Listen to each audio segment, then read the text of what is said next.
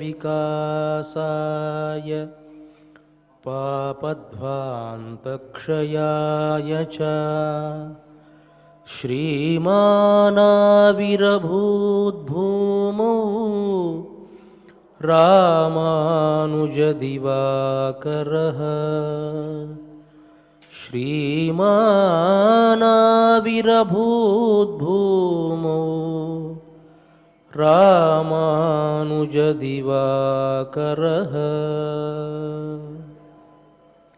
శ్రీ శ్వేతవరాహకల్ప అధినాయకుడైనటువంటి వరాహస్వామి పాదారవిందాల చెంత అఖిలాండకోటి బ్రహ్మాండ నాయకుడు కలియుగ ప్రత్యక్ష దైవము అయినటువంటి శ్రీనివాసుని పాద పద్మాల వద్ద తిరుప్పావైజీయర్ అని పేరుగాంచినటువంటి భగవద్ రామానుజుల పరంపరా ప్రాప్తమైనటువంటి శ్రీ శ్రీ శ్రీ పరమహంస పరివ్రాజకాచార్యవర్యులు ఉభయ వేదాంత ప్రవర్తకాచార్యవర్యులు అయినటువంటి తిరుమల శ్రీపదజీయంకారుల పవిత్ర మఠ ప్రాంగణంలో భగవత ఆచార్యుల అనుగ్రహంతో తిరుమల తిరుపతి దేవస్థానములు శ్రీ వెంకటేశ్వర భక్తి ఛానల్ వారి సౌజన్యంతో ధనుర్మాస ఉత్సవ కార్యక్రమంలో నేటికి మనం 21వ పాశురంలోకి ప్రవేశించాం. ప్రతిరోజు మాదిరిగానే భగవద్ రామానుజుల వైభవాన్ని తెలుసుకుని కార్యక్రమంలోకి ప్రవేశిద్దాం. సంగం సమస్తమపి తత్యజిత స్వయం చేత్ నో భాగినేయమపి దాశరథింజిహాథ హైకిన్ త్వదీయ కరుణా పరిణాహపాత్రం పుత్రీయసి స్మ కురుకేశ్వర మాదరేణ. శ్రీ వాధూల వీరరాఘవాచార్య స్వామి వారు అనుగ్రహించినటువంటి రామానుజ అతిమానుషస్తవంలోని శ్లోకమిది. భగవద్ రామానుజుల వైభవాన్ని తెలియజేస్తూ, స్వామి మీరు సన్యాసాశ్రమం స్వీకరించారే కానీ ఆ సన్యాసాశ్రమం స్వీకరించిన సందర్భంలో కొంతమందిని విడిచిపెట్టాలి కదా, మరి అలాంటి సందర్భంలో నో భాగినేయమపి దాశరథింజిహాథ మీ మేనలుడైనటువంటి దాశరథి అనేటువంటి వారిని మీరు విడిచిపెట్టలేదే అంటే వారికి సంప్రదాయంలో మొదలియాండాన్ అని అంటారు. అదే సందర్భంలో పుత్రీయసిస్మ కురుకేశ్వర మాదరేడ తిరుక్కురహి పిరాన్ పిళ్ళాన్ అనేటువంటి వారిని జ్ఞానపుత్రులుగా స్వీకరించారే, ఇది తగునా అని ప్రశ్న వేస్తూ, సన్యాసానికి జ్ఞానం ఉన్నటువంటి వాళ్ళని విడిచిపెట్టాలి అని కాదు, భక్తుల్ని విడిచిపెట్టడం దాని ఉద్దేశం కాదు. భక్తికి ఎవరైతే ఆటంకంగా ఉంటారో వాళ్ళని విడిచిపెట్టమని దాని ఉద్దేశం అని తెలియజేయడం కోసమే మీరు ఈ విధమైనటువంటి లీల చేశారు అని అర్థమవుతోంది అని భగవద్ రామానుజుల వైభవాన్ని మనకు తెలియజేస్తారు వాధూల వీరరాఘవాచార్య స్వామి వారు. మరి ఆ భగవద్ రామానుజ పరంపరకు సంబంధించినటువంటి మహనీయులు ఇక్కడ వేంచేసి ఉన్నారు పెదయ్యేరి స్వామి వారు. వారికి నా మనఃపూర్వక సాష్టాంగ దండ ప్రణామాలు తెలియజేసుకుంటూ కార్యక్రమాన్ని ప్రారంభించవలసిందిగా ప్రార్థిస్తున్నాను. శ్రీశైలదయాపాత్రం దేవత్యాదిగుణార్ణవం యతీంద్రప్రవణం వందే రమ్యజామాదరం మునిం లక్ష్మీనాథసమారంభాం నాదయామణమధ్యమా అస్మదాచార్యపర్యంతం వందే గురుపరంపరా యో నిత్యమచ్యుతపదాంబుజయుగ్మరుగ్మ వ్యామోదస్తదితరాణి తృణాయ మేనే అస్మద్గురో భగవతోస్య దైవసింధో రామానుజస్య శరణౌ శరణం ప్రపద్యే మాతాపితా యువతయస్తనయా విభూతి సర్వం యదేన యజమేన మదన్మయానాం ఆద్యస్య న కులపదే వకులాభిరామం శ్రీమత్తదంఘ్రియుగళం ప్రణమామి మూర్ధనా పూర్ణం సరస్య భగదాత్మయ పట్టణాద శ్రీభక్తిసార గుణశేఖర యోగివాహాన్ భక్తాంగ్రేణ వరగాయతీంద్రమిశ్రాం శ్రీమత్పరాంశుసమునిం ప్రణతోస్మి నిత్యం శుద్ధముక్తోర్థకృష్ణ పారాజ్యం స్వం శృతిసరసిద్ధమధ్యాపయంతి సోక్షిప్తాయాం స్వనిజం యావదా கிருஷ்ய புங்கே கோதாதஸ்யை நம இதமிதம் பூய ஏவாஸ்து பூயः அன்னவயல் புதுவை ஆண்டாள் அரங்கற்கு பண்ணதிருப்பாவை பல்வரியாம் இன்னிசையால் பாடிக் கொடுத்தார் நற்பாமாலை பூமாலை சூடிக் கொடுத்தாரை சொல்லு சூடிக் கொடுத்த சுடர் கொடிய தொல்வாவை பாடி அருள வல்ல பல்வரையாய் நாடினேங்கடவர்க்கென்னையும் நாங்கடவா பண்ணமே நல்கங்கள் எதிர்கொங்கி மாற்றாதே பாசுரியும் வள்ளல் பெரும் பசுக்கள் ஆற்றப்படைத்தார் மகனே அறிவுராய் ஓத்தமுடையாய் பெரியாய் உலகிலே தோற்றமாய் நின்ற சுடரே துயிலடாய் மாற்றாருனக்கு வழிவந்தன் வாசற்கண் ஆற்றாது வந்து உன்னடி பணியுமா போலே போற்றியாம் வந்தோம் புகழ்ந்தேலோரும்பாவாய் கோவிந்தன் வாழுமோ சோதி மணிமாடம் தோன்றுமோ நீதியாய் நல்ல பக்தர் வாழுமோ நான் மறைகள் போருமோ வேலக்கோலோ பாதங்கள் தீர்க்கும் பரமனடி காட்டும் வேதமனைத்திற்கும் வித்தாகும் மைந்தும் அறியாதமானிடரை வையம் சுமப்பதும் வம்பு வாடி பூரத்தில் திருப்பாவை முப்பதும் செப்பினாள் வாழியே பெரியாழ்வார் பெற்றெடுத்த பெண் பிள்ளை வாழியே பெரும்போலோர் மாமுனிக்கு பின்னாள் வாழியே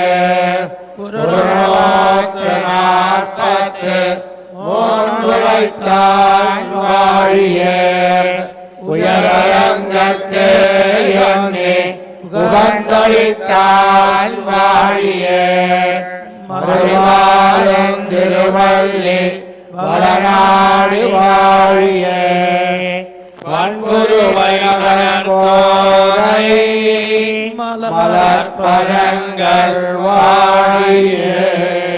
శ్రీమతే రామానుజాయ నమః. శ్రీమద్వరవరమునయే నమః. ముందుగా పాశురాన్ని అనుసంధానం చేసుకుని పాశురార్థాన్ని ఆస్వాదిద్దాం. ஏத்தகலங்கள் எதிர்பொங்கி மீதளிப்ப மாத்தாதே பால் சொரியும் வள்ளல் பெரும் பசுக்கள் ஆத்தப்படைத்தான் மகனே அறிவுராய் ஊத்தமுடையாய் பெரியாய் உலகினில் தோற்றமாய் நின்ன சுடரே துயிலழாய் மாத்தாருனக்கு வலிதொலைந்துன் வாசற்கண் ஆத்தாது வந்து உன் அடிபணியுமா போலே உன்னடிபணியுமா போலே ஓத்தியாம் வந்தோ போற்றியாம் வந்தோ புகழ்ந்தேலோரெம்பாவாய் புகழ்ந்தேலோரெம்பாவாய் ఆండాళ్ తిరువడిగలే శరణం. ప్రియ భగవద్ బంధువులారా, గోదాదేవి 5 ఏళ్ల చిరుప్రాయంలోనే భగవంతుని తాను పొందాలి అని గోపికలు ఆచరించి తరించినటువంటి వ్రతాన్ని ఆలంబనగా తీసుకొని తాను కూడా తిరుప్పావై వ్రతాన్ని ఆచరించి రంగనాథుణ్ణి వివాహం చేసుకుంది. ఆయనలో ఐక్యమైపోయింది అనే విషయం మనందరికీ తెలిసిన విషయమే. ఆమె అనుగ్రహించినటువంటి పాశురాల్లో ఒక్కొక్క ఆణిముత్యాన్ని మనం ఏరుకుంటూ ఉన్నాం. ఆ క్రమంలో ఇవాల్టి రోజున 21వ పాశురంలోకి ప్రవేశించాం. నంద యశోదాదులను మేల్కొలిపి, తర్వాత బలరాముణ్ణి మేల్కొలిపి, నీలాదేవిని మేల్కొలిపారు. వీళ్ళంతా నీలాదేవి మేల్కాంచకపోవడం వలన పురుషకార స్వరూపిణి అయినటువంటి నీలాదేవి గురించి 3 పాశురాలు, ఉందు మదహళిత్తన్ దగ్గర నుంచి ఉందు మదహళిత్తన్, తర్వాత కుత్తు విళక్కిరియ, తర్వాత నిన్నటి పాశురం 33 అనేటువంటి ఈ 3 పాశురాలు కూడా అనుసంధానం చేసి ఆవిడ్ని మేల్కొలిపి తమ గోష్ఠిలో కలుపుకున్నారు ఈ గోపికలంతా కూడా. కేవలం ఒక కృష్ణ పరమాత్మ మాత్రమే ఉన్నాడు మేల్కొలుపుకి. మిగతా అందరూ కూడా లేచారు. గోపికలకు వాళ్ళు కూడా వంత పాడుతూ ఉన్నారు. సహజంగా ఇంట్లో భర్త మాత్రం ఒకవైపు, పిల్లలు భార్య అంతా ఒకవైపు ఉంటే భర్త పరిస్థితి ఎలా ఉంటుందో అలా ఉంది కృష్ణ పరమాత్మ పరిస్థితి. ఎప్పటికైనా వాళ్ళలో చేరిపోవలసిందే కదా. అలాంటి ఆ సందర్భంలో గోపికలంతా కూడా ఏమిటమ్మా ఇంకా కృష్ణుడు లేవడం లేదు, ఇంత మరీ దయ లేకుండా ఉన్నాడే మా మీద అని చెప్పన్నారట. రామదాసుల వారు కూడా రామచంద్రమూర్తిని ప్రార్థించి ప్రార్థించి ప్రార్థించి ఆయన అనుగ్రహం లేకపోయేటప్పటికీ దశరథాత్మజూడెంతో దయశాలియను కొంటి ధర్మహీనుడేవోయమ్మ అని సీతాదేవితో మొరపెట్టుకుంటాడమ్మా. దశరథాత్మజుడు అయినటువంటి వాడు, చాలా ధర్మం తెలిసినటువంటి వాడు, దయ కలిగిన వాడు అని అనుకున్నాను, కానీ ఇంత అన్యాయంగా ఉన్నాడేంటమ్మా అని ప్రార్థించినట్లుగా గోపికలంతా కూడా కృష్ణ పరమాత్మ మీద ఇంత న్యాయం చేస్తున్నాడే, దేవతలందరికీ కూడా ముందు వెళ్ళి సహాయం చేసేటువంటి ఆ కృష్ణ పరమాత్మ మా విషయంలో ఇంత సీతకన్ను వేయడం న్యాయంగా ఉన్నదా అని చెప్పి నీలాదేవితో చెబుతూ ఉంటే ఆ గోష్ఠిలో చేరినటువంటి నీలాదేవి వాళ్ళందరికీ కూడా సాంత్వనమైనటువంటి వాక్యాలు తెలియజేస్తూ ఉంది. ఏమిటి అమ్మా, ఆయన చాలా వెర్రిబాగులు వాడమ్మా. ఎవరైనా సరే ఒక్కసారి ప్రార్థిస్తే భార్య భర్త గురించి ఏం చెబుతుంది? భర్త మీద చాలా ప్రేమ అనుకోండి, ఒకవేళ దురుసుగా ప్రవర్తించినా ఎవరైనా వచ్చి చెబుతూ ఉంటే, కొండాలు చెబుతూ ఉంటే ఏం చెప్తుంది? ఆయన అలా కనపడతాడు కానీ పైకి గాంభీర్యం కానీ లోపలంతా చాలా చిన్నపిల్లవాడి మనస్తత్వం. ఆయన మనస్సులో ఏదీ కూడా ఉండదు, కల్మషం ఉండదు. వెంటనే ఏదో ఒక మాట అనేస్తాడు, చెడ్డవాడైపోతూ ఉంటాడు లోకానికి మా ఆయన అని ఎలా అయితే చెబుతారో, ఇక నీలాదేవి కూడా అమ్మా ఆయనకి ఎంత పని, ఎన్ని అవతారాలు ధరించాడు, రకరకాల మనకి చెప్పుకోవడానికి 10 అవతారాలు ఉన్నా ఎన్నో అవతారాలు ఉన్నాయి ఆయనకి. ఆయనే అంటాడు కదా కృష్ణ పరమాత్మ భగవద్గీతలో, జన్మ కర్మచమే దివ్యం, నా జన్మ కానీ కర్మ కానీ చాలా దివ్యమైనటువంటివి అని చెబుతూ, బహూనిమే వ్యతీతాని జన్మాని తవచ అర్జున, నా జన్మలు చాలా రకాల జన్మలు, అంటే ఎన్నో రకాల జన్మలు నేను ధరించాను, నువ్వు కూడా ఎన్నో రకాల జన్మలు ధరించావు. కానీ నీ జన్మలకు నా జన్మలకు చాలా వ్యత్యాసం ఉన్నది. నీ జన్మలు ఎలాంటివి అంటే కర్మ సంబంధమైనటువంటివి, పాపాన్ని పుణ్యాన్ని అనుభవించడానికి ఏర్పాటైనటువంటివి. నా జన్మ ఉన్నదే అది కరుణ ఆలంబనగా వచ్చేటువంటిది, నేను అవతరించాలి అని ధ్యానం చేసి వచ్చేటువంటి జన్మ నా జన్మ, దివ్యమైనటువంటి జన్మ అని చెప్పినట్లుగా ఎన్నో రకాల అవతారాలు ధరిస్తాడమ్మా. అవతారాలు ధరించి ఏది గుర్తుండదు ఆయనకి, ఒక్కొక్కసారి మర్చిపోతూ ఉంటాడు. ఆయనకి మనమే గుర్తు చేయాల్సి వస్తూ ఉంటుంది. రామావతారంలో నువ్వు రాముడిగా జన్మించావయ్యా అని చెప్పాలి, కృష్ణావతారంలో కృష్ణుడిగా ఒక్కొక్కసారి గుర్తు చేస్తూ ఉండాలి. ఆయనకి ఏం చేస్తాం, మర్చిపోతూ ఉంటాడు. ఎన్నో రకాల అవతారాలు ధరించాడు కదా అని చెప్పి చమత్కారంగా చెబుతోంది ఈ నీలాదేవి. ఆ పరమాత్మ అయినటువంటి కృష్ణుడి యొక్క అతిమానుష చేష్టితాలన్నీ కూడా.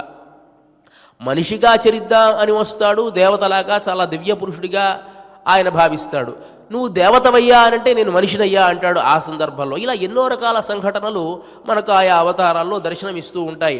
చమత్కారంగా అంటుంది, ఈయన మనిషిగా పుట్టి మనిషిలాగా చరించాలి అని రామావతారాన్ని ధరించాడమ్మా.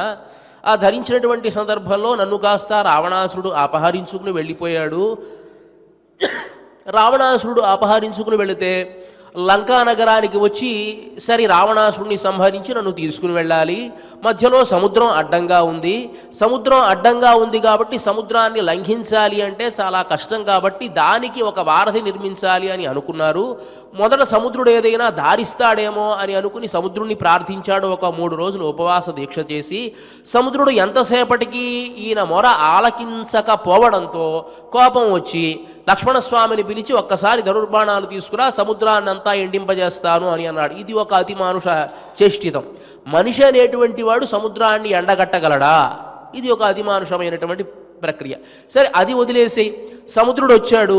సముద్రుడు వచ్చి నమస్కారం పెట్టి, అయ్యా నీకు నేను దారి ఇస్తాను, కానీ ఇలా నేరుగా దారి ఇవ్వడం కుదరదు, యమునా నదిలాగా నువ్వు దీనికి ఆనకట్ట కట్టుకోవడానికి నేనైతే అనుమతినిస్తాను అని అన్నాడు.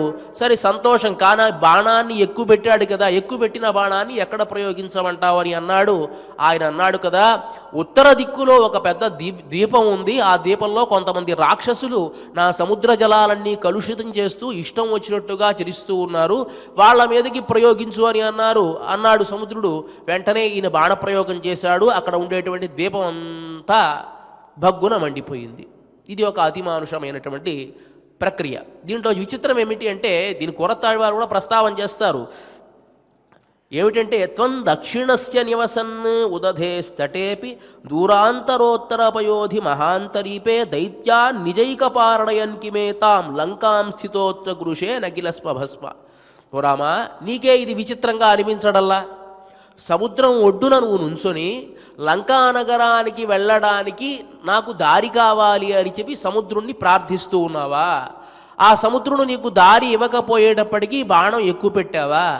సముద్రుడు వచ్చి నిన్ను ప్రార్థిస్తే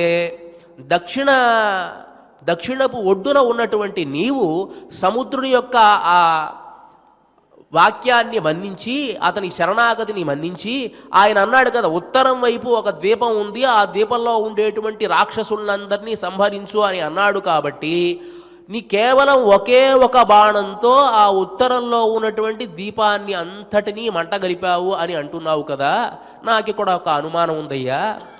ఇప్పుడు ఈ సముద్రం దాటి నువ్వు లంకా నగరానికి మాత్రం వెళ్ళాలా? ఒడ్డు నుంచి ఒక బాణం ప్రయోగం చేస్తే ఆయన మంటగలిసిపోడు?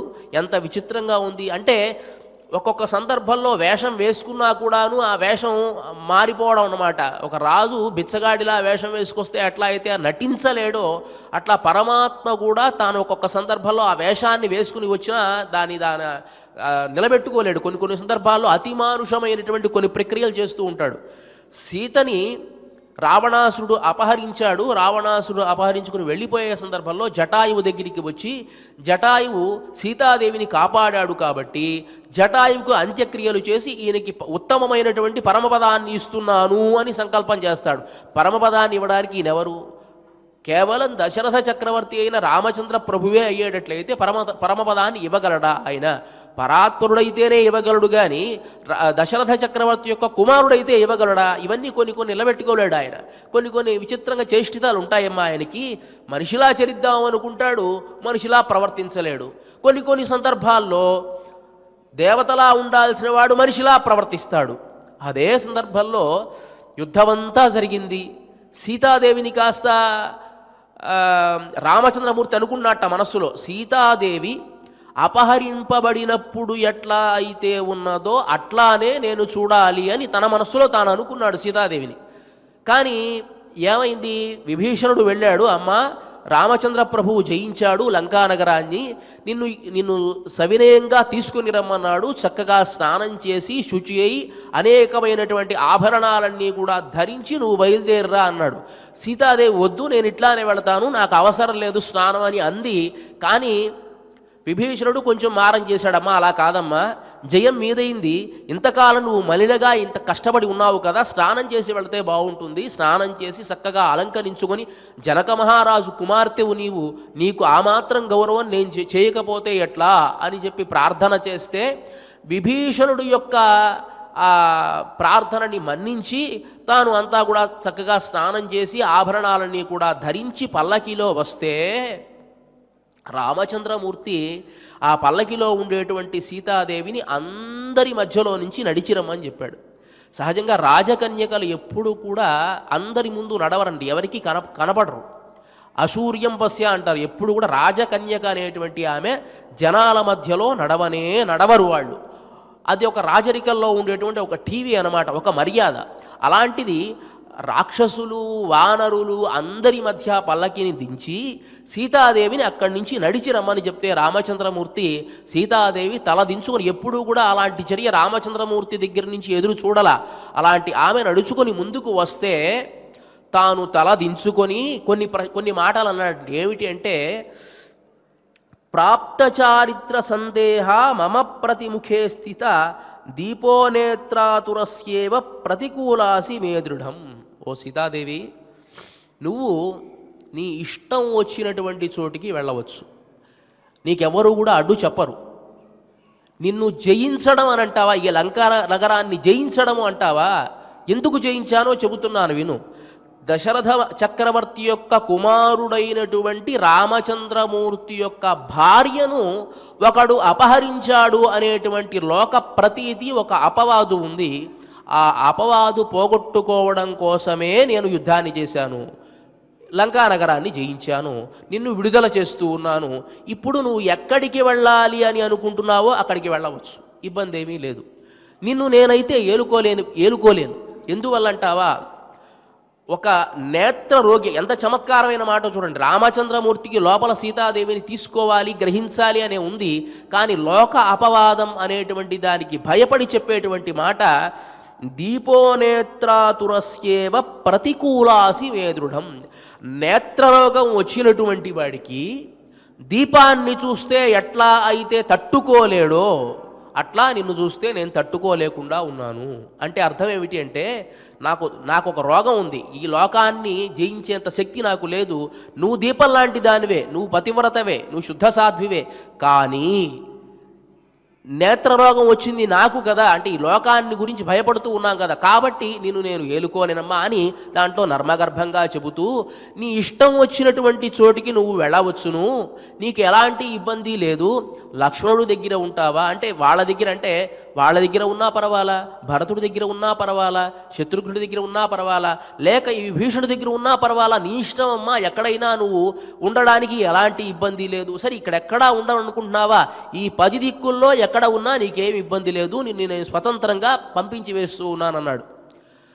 ఇంతకాలం యుద్ధం చేసి ఎవరి కోసం అయితే యుద్ధం చేశాడో అలాంటి సీతాదేవిని చూసి రామచంద్రమూర్తి అన్నటువంటి మాట, ఎప్పుడూ కూడా సీతాదేవి కలనైనా ఊహించి ఉండదు ఇలాంటి మాటలు.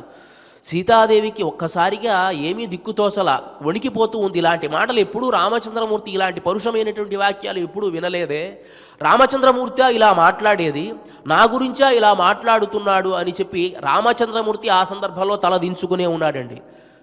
భార్యాభర్తల తగాదాలో భర్త గనక తల దించుకొని మాట్లాడుతూ ఉన్నాడు అంటే కోపంతో, నువ్వు వెళ్ళిపో, నాకు అవసరం లేదు, నాకు నీతో సంబంధమే లేదు అని గనక అంటూ ఉన్నాడంటే కొన్ని సందర్భాల్లో మూర్ఖత్వాన్ని వహించో ఆలోచన లేకుండా చేస్తున్నాడని మనం అర్థం చేసుకోవాలి. మనం నచ్చ చెప్పాలి. ఆ సందర్భంలో వెళ్ళిపోమన్నావు కదా, నేను వెళ్ళిపోతే కుటుంబాలన్నీ కూడా అలా విచ్ఛిత అయిపోతాయి. అక్కడ రామచంద్రమూర్తి తల ఎత్తుకొనేమి చెప్పడల్లా, తల దించుకొనే చెప్తాడు. తప్పు నా దగ్గర ఉన్నది, నేనేమి చేయలేని పరిస్థితిలో ఉన్నాను, తల దించుకొనే అన్నాడు. సీతాదేవి ఇలాంటి తాను ఊహించనటువంటి ఈ చర్యకి ఏమి మాట్లాడాలో అర్థం కాక ఎప్పుడూ కూడా ఇలాంటి పరిస్థితి తాను చూడలేదు. ఇంత వానర సైన్యం మధ్యలో, రాక్షస సైన్యం మధ్యలో ఒక రాజకన్యక ఎప్పుడూ కూడా ఎవరిని కని విని చూసినటువంటిది కాదు. అలాంటి సైన్యం మధ్యలో తను ఇంత మాట అంటే రామచంద్రమూర్తి ఏం మాట్లాడాలో అర్థం కాక, రామచంద్ర, నిజంగా గనక నీకు ఇలాంటి ఉద్దేశమే ఉంటే నీవు హనుమంతుణ్ణి పంపించావు కదా, పంపించినప్పుడు సీత, నాకు నీ మీద ఇలాంటి ఉద్దేశం ఉన్నది అని ఒక్క మాట చెప్పి ఉంటే అప్పుడే నేను మరణించి ఉండేదాన్ని కదయ్యా. ఎప్పుడో ఈ మాట విన్నప్పుడే నేను మరణించాను. ఈ మాటని ఏ మాట అయితే వినకూడదో పతివ్రతా స్త్రీ ఆ మాట నేను వింటూ ఉన్నాను. సామాన్యమైనటువంటి స్త్రీల యొక్క ఉద్దేశం ద్వారానే నన్ను కూడా నువ్వు చూస్తూ ఉన్నావేమో. నా చరిత్ర నీకు తెలియదా? నన్ను వివాహం చేసుకున్నప్పుడు నా వయస్సంత, నీ వయస్సంత, మన సాహచర్యాన్ని నువ్వు గుర్తుంచుకోలేదా? మన దాంపత్యంలో ఎప్పుడైనా నీకు అలాంటి అనుమానకర సంఘటనలు నీకు ఎప్పుడైనా తోచాయా? ఇవన్నీ నువ్వు ఎప్పుడూ చెప్పలేదు, ఇలాంటి మాటలు ఇప్పుడు కూడా మాట్లాడలేదే. రావణాసురుడు నన్ను స్పృశించాడు అని గనక నువ్వు అనేటట్లయితే నేను అప్పుడు అబలను, ఏమీ చేయలేని పరిస్థితి ఉన్నటువంటి దాన్ని. అది నా ఇచ్ఛ ప్రకారం జరగల, కానీ అది జరిగిపోయింది. అదే ఒకవేళ నీ ఉద్దేశానికి కారణమైతే దానికి నిందించాల్సింది నన్ను కాదు, దేవతలను నిందించాలి. అంతేకాకుండా రామచంద్ర, నేను మీ అందరిలాగా, అంటే అలా చెప్పాల, రామచంద్ర నేను సామాన్యమైనటువంటి జన్మ ఎత్తినటువంటి దాన్ని కాను. జనక మహారాజుకు పుత్రికగా నేను తోచానే తప్ప జనక మహారాజుకు పుట్టినటువంటి దానిని కానే కాను. నేను అయోనిజను. అలాంటి నన్ను కూడా నీవు శంకించావే, అప్పుడే నేను మరణించానయ్యా. ఇక ఇలాంటి భర్త గనక తనను ఏలుకోనప్పుడు ఏముండాలి? నాకు ఈ లోకంలో ఎవరు మాత్రం ఉన్నారు? నేను అగ్నిలో ప్రవేశిస్తాను అని చెప్పి అగ్నిని ఏర్పాటు చేయమంది. అప్పుడు లక్ష్మణస్వామి ఏం చేయాలో అర్థం కాక రామచంద్రమూర్తిని చూస్తే ఏం చేస్తాడు? రామచంద్రమూర్తి యొక్క ఉద్దేశం కూడా అదే, చితిని పేర్చాడు. అప్పుడు ఆ సందర్భంలో దేవతలంతా దిగి వచ్చారండి. తతోహి దుర్మనారామ శృత్వైవం వదతాగిర, ఈ మాటలన్నీ విన్నాడు. సీతాదేవి చెప్పినటువంటి మాటలంతా కూడా వింటూ ఉన్నాడు. వానర సైన్యం, రాక్షస సైన్యము అంతా కూడా హాహాకారాలు చేస్తూ, అయ్యయ్యో ఏమిటి రామచంద్రమూర్తి ఇంతకాలం యుద్ధం చేసింది దీనికోసమా అని మాట్లాడుకుంటూ ఉంటే ఆ మాటలన్నీ కూడా విని, సీతాదేవి యొక్క ఈ మాటలు కూడా విని, దధ్యౌ ముహూర్తం ధర్మాత్మ బాష్పవ్యాకుల లోచన, ఏం మాట్లాడాలో అర్థం కావటల్లా తల దించుకొని దుర్మనారామ మనసులో కుంగిపోతూ ఏం మాట్లాడుకుని నీళ్లు కారుస్తూ అట్లా తల దించుకొని అట్లానే ఉండిపోతూ ఉంటే ఈ అఘాయిత్యాన్ని ఆపడానికి పైన లోకాల్లో నుంచి దేవతలంతా దిగి వచ్చారండి. తతో వైశ్రవణో రాజా యమశ్చ అమిత్రకర్షణ సహస్రాక్షో మహేంద్రశ్చ వరుణశ్చ పరంతప షడర్ధనయన శ్రీమాన్ మహాదేవో వృషధ్వజ కర్తా సర్వస్య లోకస్య బ్రహ్మా బ్రహ్మవిదాంబర.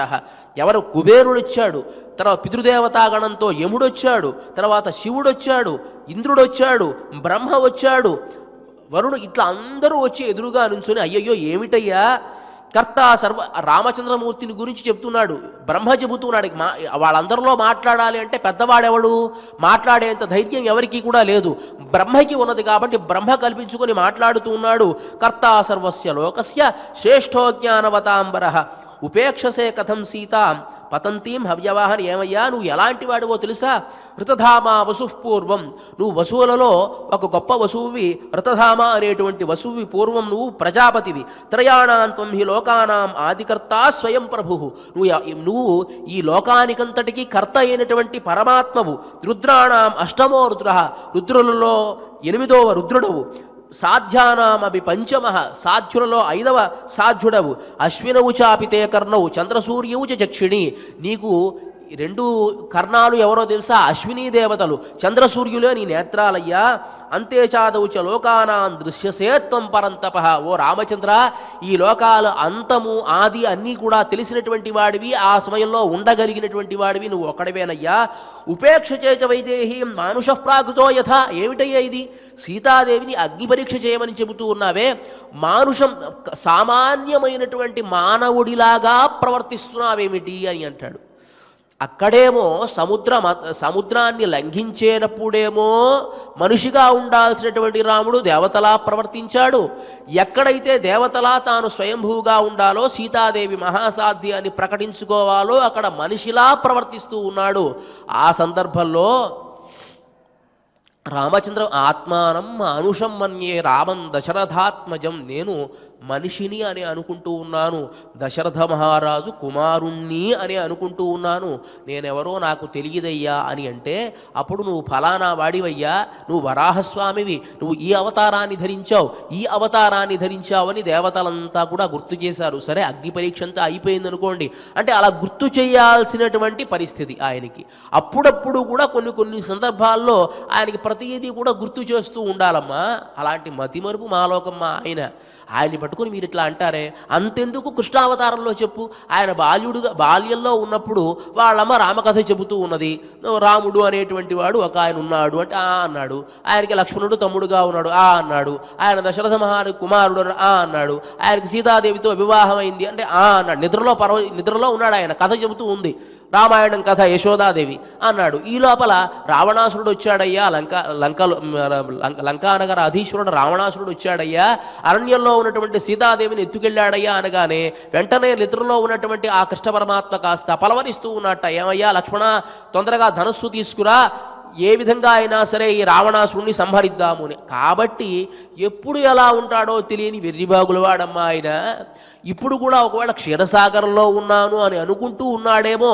ఆయనకి ఆ అవతార రహస్యాన్ని మనం గుర్తు చెయ్యాలి అని చెప్పి ఈ పాశురంలో ఆయన ఎక్కడ అవతరించాడో ఆ విశేషణానంతా కూడా చెప్పి స్తుతిస్తూ ఉన్నారు. ఏమిటి? ఏత్త కణంగళ్ ఎదురు పొంగి మీదళిప్ప మాత్తాదే పాలుశరియం వళ్ళల్ పెరుంబశుక్కళ్ ఆత్తప్పడైత్తాన్ మహనే. ఓ స్వామి, నువ్వు క్షీరసాగరంలో ఉన్నాను అని అనుకుంటున్నావా? లేకపోతే రామావతారంలో దశరథ మహారాజు కుమారుడువు అని అనుకుంటూ ఉన్నావా? కానే కాదయ్యా, నువ్వు కృష్ణావతారాన్ని ధరించావు. ఈ కృష్ణావతారంలో నందుడికి కుమారుడిగా జన్మించావు అని చెప్పడానికి చాలా విశేషంగా చెప్తూ ఉన్నారు. గోకులంలో ఉండేటువంటి ఆవుల ప్రస్తావన చేస్తూ ఉన్నారు. ఏత్త కణంగళ్, ఆవుల పొదుగు దగ్గర పావులు పితకాలి అని ఉద్దేశంతో ఒక పాత్రని గనక అట్లా ఉంచితే, ఏత్త కణంగళ్, ఒక పాత్రని ఉంచితే ఎదురు పొంగి మీదళిప్ప, పితకాల్సినటువంటి అవసరం కూడా లేకుండా అవే పాలధారను స్రవిస్తూ ఉన్నాయట. మీదళిప్ప మాత్తాదే పాల్శర్యం, ఎడతెరిపి లేకుండా పాలను అట్లా వర్షించేటువంటి వళ్ళల్ పెరుం పశుక్కళ్, చాలా ఉదారమైనటువంటి స్వభావం కలిగినటువంటి ఉన్నతమైనటువంటి పెరుం పశుక్కళ్ ఆత్తప్పడైత్తాన్. మన ఈ ఉదారత, ఈ గొప్పతనము ఇదంతా ఎవరి వల్ల వచ్చింది అంటే కృష్ణ పరమాత్మ వల్ల వచ్చింది.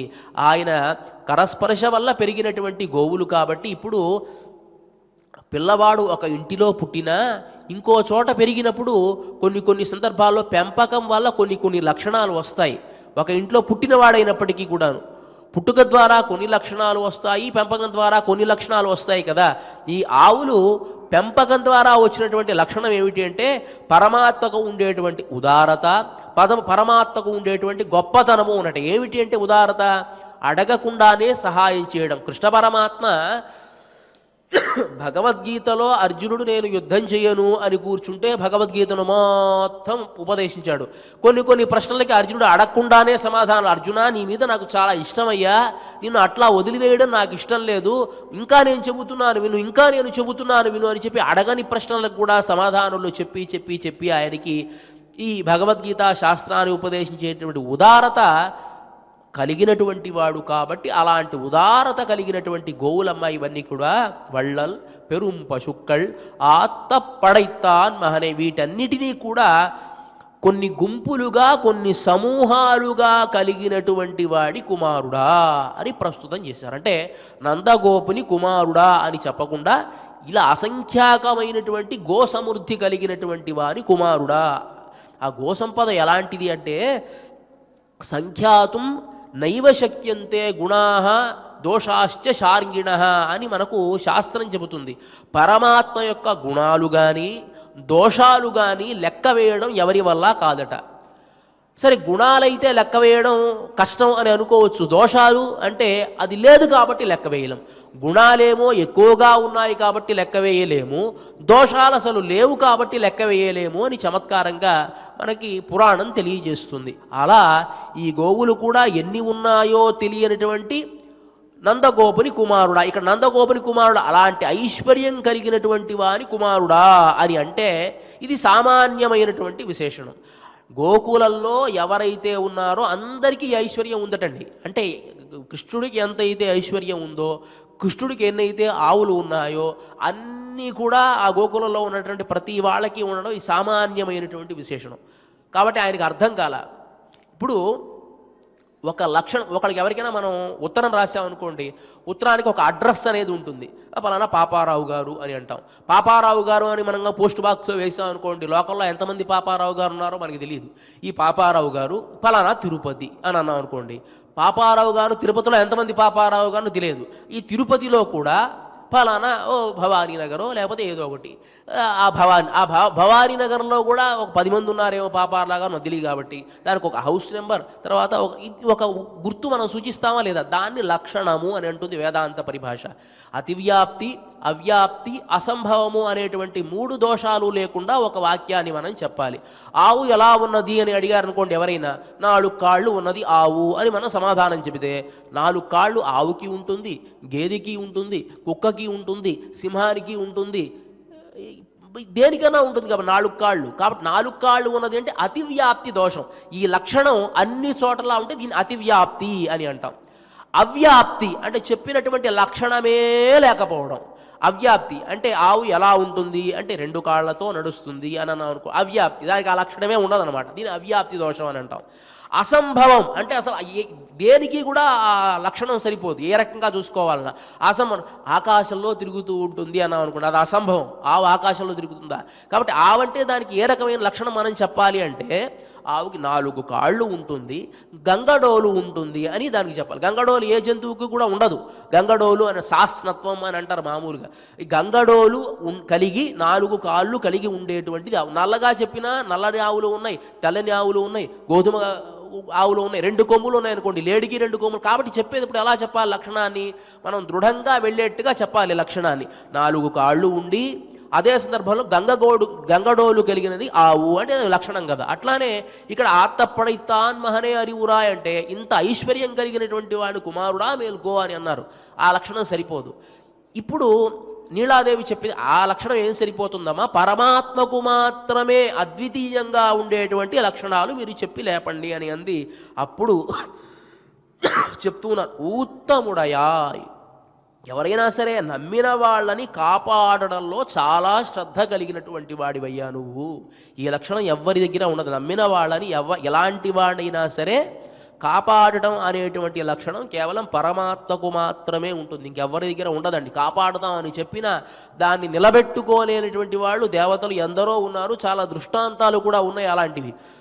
కానీ తాను కాపాడాలి అని అనుకుంటే ఏ విధంగా అయినా కాపాడేటువంటి సందర్భాలు ఎన్నో రకాలుగా మనం కృష్ణ పరమాత్మ విషయంలోనో, రాముడి విషయంలో, ఇతర మనం భగవంతుడి విషయంలో చూడొచ్చు. అలాంటి లక్షణం కలిగినటువంటి వాడా. పిరియాయ్, గొప్పవాడా. గొప్పవాడు ఎప్పుడవుతాడు అంటే, తాను ఎంత గొప్పవాడైనా కూడాను తనకంటే చిన్నవాడిని చూసి వాడిని ఆదరించినప్పుడు వాడు గొప్పవాడవుతాడు. నేను గొప్పవాడిని కదా అని తిరుగుతూ ఉంటే ఏం ప్రయోజనం? ఇప్పుడు ఒక గొప్ప పండితుడు ఉన్నాడు అనుకోండి, గొప్ప కవిత్వం చెప్తాడు. ఆ కవిత్వం ఎవ్వరికీ కూడా అర్థం కాలేదు అంటే మంచి పాండిత్యంతో మంచి శబ్ద ప్రయోగాలన్నీ కూడా, వ్యాకరణ శబ్ద ప్రయోగాలన్నీ కూడా ప్రయోగించి వాడు గొప్ప కావ్యాన్నైతే రచించాడు, బాగానే ఉంది. అలాంటి కవి చిన్నపిల్లలకు కూడా అర్థమయ్యే విధంగా ఆ కావ్యాన్ని అర్థమయ్యేట్టు చెప్పడం అనేది గొప్ప విషయం. అది గొప్పతనం. గొప్పవాడు గొప్పగా ఉండి, ఇప్పుడు పెద్ద అధికారి ఉన్నాడు, వాడు సూటు బూటు వేసుకుని 10 మంది వెనక బంట్రోతులు ఉండి వెళ్ళడం గొప్ప విషయమా? అలా కాకుండా సామాన్యమైనటువంటి మానవుడిలాగా మనతో తిరుగుతూ మనతో వెళ్ళడం గొప్ప విషయం కదా. అది గొప్ప విషయం కదా. అలా నువ్వు ఎలాంటి వాడివి, అంత గొప్పవాడివైనా నువ్వు గొప్పవాడివి ఎలా అవుతున్నావు? ఈ లోకంలో అవతరించి గొప్పవాడివి అవుతున్నావు. చాలా సౌలభ్యం కలిగినటువంటి వాడివి. నీ సౌలభ్యానికి పరాకాష్ఠ ఏముంది అంటే, ఆయన ఎన్ని రకాలుగా కృష్ణావతారంలోనే ఎన్నో రకాల చేష్టలండి. గోపికలు ఏ పని చెప్తే ఆ పని చేసేవాడు. అంతెందుకు అర్జునుడికి తాను సారథ్యాన్ని వహించాడు. మనం మామూలుగా సారథ్యాన్ని వహించాడు సామాన్యంగా చెప్పేసుకుంటాం. అర్జునుడికి సారథ్యాన్ని వహించడానికి అర్జునుడు ప్రార్థించాడు వెళ్ళి. దుర్యోధనుడు అర్జునుడు వెళ్ళి సరే, అది మనం ఇంతకు ముందే చెప్పుకున్నాం. దుర్యోధనుడేమో నాకు సైన్యం కావాలి, నువ్వు అవసరం లేదన్నాడు. అర్జునుడికి నువ్వు ఒక్కడ ఉంటే చాలయ్యా అని అర్జునుడు కోరుకున్నాడు, బాగానే ఉంది. ఆ కోరుకున్న తర్వాత కృష్ణుడు అడిగాడు ఒక నవ్వి, ఏమయ్యా నేను ఆయుధాన్ని పట్టను అని అన్నాను, ఆయుధాన్ని పట్టకుండా నీ పక్కన ఉంటే ఏదైనా నీకు ప్రయోజనమా అని అంటే అర్జునుడు అన్నాడు కదా, నాయనా నువ్వు యుద్ధం చేస్తే పేరు నీకు వస్తుంది కానీ వేరే వాళ్ళకి ఎందుకు వస్తుంది? ఎవరైనా బతుకుతాడా నువ్వు యుద్ధం చేస్తే? నీ యొక్క సుదర్శనాన్ని ప్రయోగిస్తే యుద్ధం అంతా సమాప్తి అవుతుంది. కాబట్టి నువ్వు యుద్ధం చేయాల్సినటువంటి అవసరంలా నువ్వు నా పక్కన ఉంటే, నువ్వు అదే కౌరవుల పక్షంలో ఉన్నావు అనుకో, జయం ఎప్పటికీ మాది కానే కాదు. కాబట్టి నువ్వు కావాలి మాకు, నువ్వు నా పక్కన ఉండాలి. ఆయుధాన్ని పట్టాల్సినటువంటి అవసరం, ఆయుధం పడితే నాకు పేరు రాదు, వాళ్ళ పక్షం ఉంటే నాకు జయం రాదు. కాబట్టి నా పక్షంలో ఉండాలి, ఆయుధాన్ని పట్టకుండా నాకు పేరు రావాలి అనే నువ్వు ఈ చిద్విలాసాన్ని చేశావయ్యా. కానీ ఒక్క చిన్న మనవి కృష్ణ, ఎప్పటి నుంచో నాకు ఒక కోరిక ఉన్నది, నాకు నువ్వు సారథ్యాన్ని వహించు, నాకు నువ్వు సారథ్యాన్ని వహిస్తే జయం నాదే అవుతుంది అన్నాడు అర్జునుడు. అదేమిటయ్యా ఓ సదంత పని అన్నాడు, వహించాడు. కానీ ఈ సారథ్యం గురించి ప్రస్తావన చేస్తే, సారథి అయినటువంటి వాడు ఎప్పుడూ కూడా రథికుడి కంటే చాలా గొప్ప పరాక్రమం కలిగి ఉండాలట. అది మనకి అశ్వశాస్త్రం ద్వారా తెలుస్తుంది. ఎప్పుడు కూడా సారథి అనేటువంటి వాడికి మంచి చాకచక్యం ఉండాలి. ఇదే సందర్భంలో కౌరవులు కూడాను కర్ణుడికి శల్యుణ్ణి సారథ్యాన్ని వహించమని చెప్పారు. చాలా చమత్కారంగా ఉంటుంది. శల్యుడు మొదట్లో ఒప్పుకోవాలా. కర్ణుడు అన్నాడు కదా, దుర్యోధనుడితో వెళ్ళి భీష్ముడు మరణించాడు, తర్వాత ద్రోణుడు మరణించాడు, ఇద్దరుడు మరణించాడు, ఇప్పుడు నేను యుద్ధం చేయాల్సినటువంటి సమయం ఆసన్నమైనది, నేను చాలా గొప్పవాడిని. దుర్యోధనుడితో అతనే చెప్పుకుంటున్నాడు కర్ణుడు, నేను చాలా పరాక్రమవంతుడిని దుర్యోధన. అర్జునుడి అస్త్ర శస్త్రాల విషయంలో కానీ నా అస్త్ర శస్త్రాల విషయంలో కానీ నువ్వు సందేహించాల్సినటువంటి అవసరం లేనే లేదు. ఆ అస్త్రశస్త్రాల విషయంలో ఇద్దరం కూడా సమయుజ్యులమే. కానీ శౌర్యంలో కానీ పరాక్రమంలో కానీ అర్జునుడి కంటే నేను ఒక ఆకు ఎక్కే చదివాను. దూరంగా ఉండేటువంటి ఒక లక్ష్యాన్ని ఛేదించాలి అంటే అర్జునుడికి కొంచెం బెరుకుంటుందేమో, కానీ నాకు అలాంటి బెరుకు అనేటువంటిది లేనే లేదు. అర్జునుడి చేతిలో ఉండేటువంటి గాంధీవం అగ్నిదేవుడు ఇచ్చింది, నా చేతిలో ఉండేటువంటి ఈ విజయం అనేటువంటి ఈ ధనస్సు చాలా గొప్పది దుర్యోధన. ఈ ధనస్సు ఎంత గొప్పదో తెలుసా? విశ్వకర్మ పూర్వం ఈ ధనస్సుని తయారు చేసి ఇంద్రుడికి ఇచ్చాడు. ఇంద్రుడు ఈ ధనస్సుతో యుద్ధాలని చేసి ఈ ధనస్సుని పరశురాముడికి ఇస్తే పరశురాముడు శిష్యుణ్ణైనటువంటి నాకు వాత్సల్యంతో ఇచ్చాడయ్యా. అంత గొప్పదైనటువంటి ఈ విజయం అనేటువంటి ఈ ధనస్సు. ఇదంతా బాగానే ఉంది. అనేకమైనటువంటి అస్త్రశస్త్రాలు నా రథంలో వేసుకొని నేను గనక బాణపరంపర ప్రయోగిస్తే అర్జునుడు మరణిస్తాడు. కానీ చిక్కల్లా ఒకటి ఉందయ్యా, ఆ మధ్యలో సారథి ఒకడున్నాడు అర్జునుడికి. కృష్ణుడు బాణాన్ని తగలనివ్వకుండా అటు ఇటు జాగ్రత్తగా కాపాడుతూ ఉంటాడు. కాబట్టి నాకు కూడా అంత చాకచక్యమైనటువంటి సారథి ఉంటే బాగుంటుంది, అది ఎవడో కాడు శల్యుడు ఉండాలి అని అడిగాడు. శల్యుడికి కృష్ణుడి కంటే మంచి జ్ఞానం ఉన్నది అశ్వశాస్త్రంలో, కాబట్టి శల్యుడిని ఏర్పాటు చేస్తే బాగుంటుంది, దాన్ని నువ్వే ఒప్పించాలి అని అంటే దుర్యోధనుడు శల్యుడి దగ్గరికి వెళ్ళాడు. శల్య, మా కర్ణుడికి నువ్వు సారథిగా ఉండాలి అని చెప్పి వెంటనే ఒక్కసారి ఆగ్రహోదగ్రుడి అయిన ఒక్కసారి ఎర్రని కళ్ళతో, ఏమనుకుంటున్నావయ్యా, నేను మంచి క్షత్రియ కులంలో పుట్టినటువంటి వాడిని, నన్ను తీసుకుని వెళ్ళి నువ్వు సూతకుమారుడైనటువంటి అర్జునుడికి సారథ్యాన్ని వహించమని చెబుతూ ఉన్నావా? ఏమనుకుంటూ ఉన్నావు? ఏదో పోన్లే మీ పక్షంలో ఉంటే మీకు సహాయం చేద్దామని వస్తే నన్ను కాస్త నువ్వు ఇష్టం వచ్చినట్టు మాట్లాడతావా? ఎవరయ్యా అర్జునుడెవడు కృష్ణుడెవడు, వాళ్ళ పరాక్రమం గొప్పదనుకుంటున్నావా? నన్ను యుద్ధంలో వదిలి చూడండి, నేను యుద్ధం చేస్తాను అని అంటే ప్రాధేయపడి, అయ్యా నీ పరాక్రమం సామాన్యమైనది కాదు, నువ్వు చాలా గొప్పవాడివి, నిన్ను మించినవాడు ఈ లోకంలో ఎవడూ కూడా లేదు అని ఆయన రకరకాలుగా శల్యుణ్ణి పొగిడి ఏదో విధంగా సారథ్యానికి ఒప్పించాడు. ఆ సందర్భంలో త్రిపురాసుర సంహార విషయాన్నంతా చెప్తాడు. త్రిపుర ఒక 3 పురాలు ఉన్నాయి, వాళ్ళు ముగ్గురు కూడా అసురులు. వాళ్ళని జయించడం ఎవడి వల్ల కాకపోతే బ్రహ్మను వెళ్ళి ప్రార్థించారు. బ్రహ్మగారు శివుడిని ప్రార్థించండి అన్నారు, శివుడి దగ్గరికి వెళ్ళాడు. సరే శివుడు కాస్త అన్నాడు కదా, నేను యుద్ధం చెయ్యాలి అంటే ఆ త్రిపురాలు 3 కూడా ఒకే కక్షలోకి వచ్చినప్పుడు బాణప్రయోగం చేయాలి. ఆ సందర్భంలో మంచి ధనస్సు అయి ఉండాలి. ఆ ధనస్సు వచ్చితే విరిగిపోయేట్టుగా ఉండకూడదు, దానికి మంచి నారి ఉండాలి, మంచి బాణం ఉండాలి. ఇలా అన్నీ అడిగాడు ఆయన. ఆ ధనస్సును తయారు చేశారు. ఆ ధనస్సు ఏదో ఒక సంవత్సరాన్ని ఒక ధనస్సుగా, భూమిని రథంగా, దానికి చక్రాలను సూర్య చంద్రులుగా ఇట్లా అంతా ఏర్పాటు చేశారు. ఆ బాణాన్ని విష్ణువే దానికి బాణాన్నిగా అంతా ఏర్చి కూర్చి అంతా అయిన తర్వాత సారథిగా ఎవరిని నిర్మిస్తారు అని అడిగితే బ్రహ్మని ప్రార్థించారట. ఎప్పుడూ కూడా సారథి తనకంటే ఎక్కువ వాడు ఉన్నప్పుడే జయం వాడిని వరిస్తుంది. కాబట్టి బ్రహ్మని ప్రార్థించండి అంటే బ్రహ్మ దగ్గరికి వెళ్ళి ఈ దేవతలంతా బ్రహ్మ నీవే సారథ్యాన్ని వహించాల్సిందే అని ప్రార్థించి శివుడికి సారథ్యాన్ని వహించడం వల్ల ఆ త్రిపురాసుర సంహారం అయిపోయింది. కాబట్టి నువ్వు బ్రహ్మలాంటి వాడివయ్యా శల్య, కాబట్టి నువ్వు గనక సారథిగా ఉంటే కర్ణుడికి విజయం దక్కుతుంది అని చెప్పి శల్యుడిని ఇన్ని స్తోత్రాలు చేసి ఒప్పించారు. సారథ్యం అంటే సామాన్యమైన మాటలా ఎలా ఉంటుందో తెలుసా అండి? కూర్చుంటే ఆ గుర్రాలను తీసుకుని వెళ్ళాలి, దానికి మాలిష్ చేయాలి, దాని చేత నీళ్లు తాగించాలి, దానికి స్నానం చేయించాలి, సమయానికి దానికి ఆకలి వేస్తే గడ్డి తీసుకుని రావాలి, ఇన్ని చెయ్యాలి. చేసి రథంలో తాను కూర్చుంటే అర్జునుడు కాస్త కుడివైపుకు వెళ్ళమని ఎడం వైపుకు వెళ్ళి వంగి వంగి ప్రతిసారి రైట్ అండ్ లెఫ్ట్ అని చెప్పలేడు. కాళ్ళతోనే కొడితే ఎడమ కాళ్ళతో కొడితే ఎడం వైపుకు తిప్పాలి, కుడి కాళ్ళతో కొడితే కుడివైపుకు తిప్పాలి, ఎదురుగా కొడితే ఎదురుకి వెళ్ళాలి. ఇన్ని దానికి కొన్ని సంజ్ఞలు ఉన్నాయి. ఈ కాళ్ళ దెబ్బలు తాను తినాలి కదా. మరి ఉన్నతమైనటువంటి కృష్ణుడు దానికి ఒప్పుకున్నాడు అంటే ఎంత గొప్పవాడండి. పెరియాయ్ ఉత్తముడయాయ్ పెరియాయ్ ఉలహినిల్ తోత్తమాయ్ నిన్ర చూడరే. ఓ స్వామి, ఈ లోకంలో అద్వితీయమైనటువంటి నీ రూపాన్ని చూడడం కష్టం అవుతుంది అనేటువంటి ఉద్దేశంతో కృష్ణ పరమాత్మగా ఈ గోకులంలో అజ్ఞానులమైనటువంటి మాకు గోచరించడం కోసం జ్యోతిస్వరూపుడా ప్రకాశిస్తూ ఉన్నావు కూడా ఇక్కడ అవతరించి అని చెప్పి ఉత్తముడయాయ్ పెరియాయ్ ఉరహినిల్ తోత్తమాయ్ నిన్ర షుడరే తుయిలయాయ్, ఓ స్వామి మేల్కాన్సవయ్యా అని ప్రార్థించి மாத்தார் உனக்கு వలితొలైందు ఉన్ వాషర్కణ్ ఆత్తాది వందు ఉన్ అడిపణియుమా పోలే. శత్రువులైనటువంటి వాళ్ళు రకరకాలుగా తమ బలాన్ని, తమ అస్త్రాలని, తమ శస్త్రాలని అంతా పోగొట్టుకున్న తర్వాత రాజు దగ్గరికి వచ్చి ఎట్లా అయితే పాదాల మీద పడే అయ్యా నేను ఓడిపోయాను, నిన్ను శరణు వేడుతున్నాను అని చెబుతూ ఉన్నారో, మాత్తారు ఉనక్ వలితొలైందు వాషర్కణ్ ఉన్ అడిపణియుమా పోలే, నీ పాదాలని ఆశ్రయిస్తూ ఉన్నట్టుగా పోత్తియాంబందోం పుహైందు నిన్ను స్తోత్రం చేయడానికి, నీకు మంగళాశాసనం చేయడానికి మేము వచ్చామయ్యా,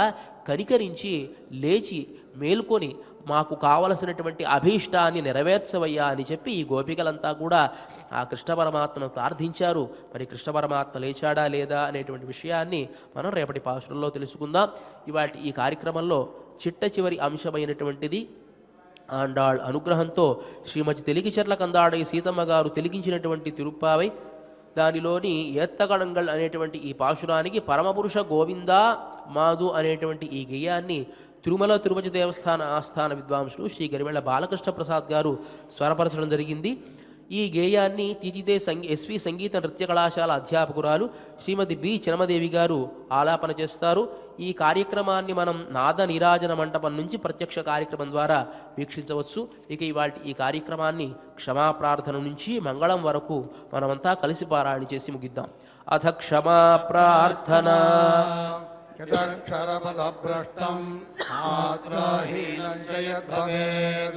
తత్సర్వం క్షమ్యతాం దేవ నారాయణ నమోస్తుతే. అథ భగవత్ సమర్పణం కాయేన వాచా మనసేంద్రియైర్వా బుద్ధ్యాత్మనా వా ప్రకృతే స్వభావాత్ కరోమి యత్ సకలం పరస్మై నారాయణాయేతి సమర్పయామి. అథ లోకక్షేమ ప్రార్థనా. స్వస్తి ప్రజాభ్యః పరిపాలయంతాం న్యాయేన మార్గేణ మహీం మహిషాః. గోబ్రాహ్మణేభ్యః శుభమస్తు నిత్యం. లోకాః సమస్తాః సుఖినో భవంతు. అథ మంగళం కోసలేంద్రాయ మహనీయ గుణాత్మనే చక్రవర్తి తనూజాయ సార్వభౌమాయ మంగళం. అస్తు గోపాల బాలాయ నిత్యాయ పరమాత్మనే భక్తవాత్సల్య నిధయే నిత్యభోగ్యాయ మంగళం. శ్రీమత్యే విష్ణు చిత్తార్య మనోనందన హేతవే నందనందన సుందర్యై గోదాయై నిత్యమంగళం. శ్రియః కాంతాయ కళ్యాణ నిధయే నిధయేర్థినాం. శ్రీవేంకట నివాసాయ శ్రీనివాసాయ మంగళం. Sun life multi speciality hospital ప్రజలకు నిరంతర వైద్య సేవలు అందిస్తున్న hospital. Diabetology, stem cell physician లో ఇండియాలోనే మొదటి డాక్టర్ గా పేరుగాంచిన డాక్టర్ విజయ్ భాస్కర్ గారు అత్యాధునిక విజ్ఞాన పరిజ్ఞానంతో అంతర్జాతీయ ప్రమాణాలతో సామాన్యులకు సైతం అందుబాటులోకి తెచ్చారు sun life multi speciality hospital ను. అనుభవజ్ఞులైన వైద్యులతో అన్ని రకాల వైద్య సేవలు, ఆపరేషన్స్, సర్జికల్ ఎమర్జెన్సీలు, ప్లాస్టిక్ సర్జరీలు, చికిత్స అందించనున్నారు. 24 గంటలు అందుబాటులో ఫార్మసీ మరియు అంబులెన్స్ సౌకర్యం కలదు. సంప్రదించండి sun life multi speciality hospital, Dammaiguda. Contact number 8121678234 9700971100.